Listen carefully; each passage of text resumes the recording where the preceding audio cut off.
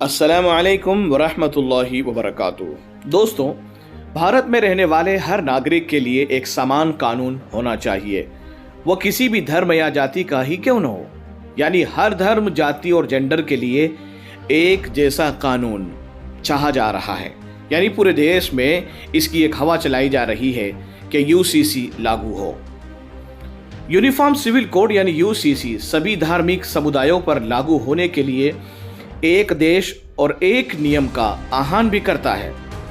इसके अंदर विवाह, तलाक, गोद लेना, व्यक्तिगत स्तर, विरासत, संपत्ति का अधिकार और संचालन है। ये सारी की सारी चीजें यूसीसी के अंदर शामिल है। इसे आप गौर से देख लीजिए।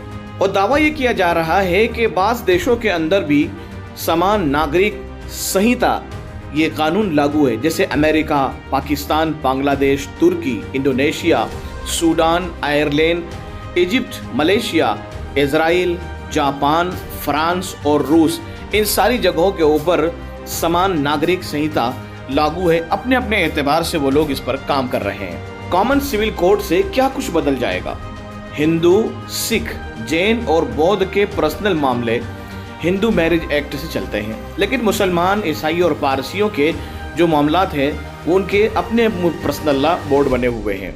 ऐसे में अगर समान नागरिक संहिता लागू होती है तो सभी धर्मों के मौजूदा कानून निरस्त हो जाएंगे। सभी धर्मों में फिर शादी, तलाक और गोद लेने जैसे अधिकार सब के सब समाप्त हो जाएंगे। जानते हैं दोस्तों कि यूनिफॉर्म सिविल कोड है क्या चीज़? यूनिफॉर्म सिविल कोड यानी यूसीसी सभी धार्मिक समुदायों पर लागू होने के लिए एक देश एक नियम का आह्वान करता है, फिर चाहे वह किसी भी जाति, धर्म, समुदाय से संबंधित क्यों न हो।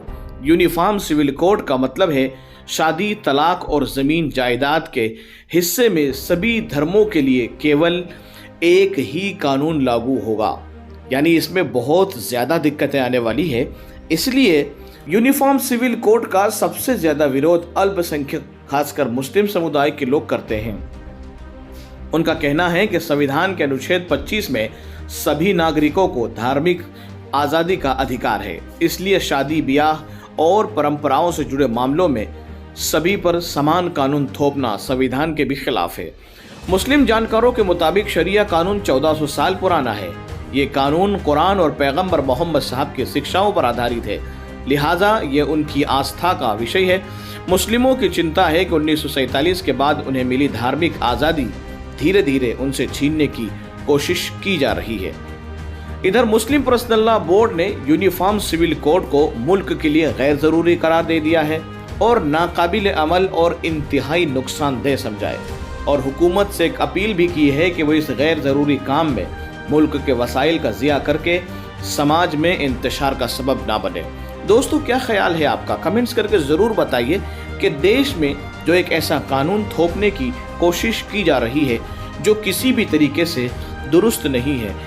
एक तो पहले ही इस मुल्क के अंदर बेरोज़गारी बढ़ती जा रही है और उस पर यह कानून थोप कर और ज़्यादा परेशान करने की एक कोशिश है। आइए दोस्तों, हम सब मिलकर दुआ करते हैं कि अल्लाह तबारक व तआला हमारे इस मुल्क की हर सिमत से हिफाजत फरमाए। आमीन।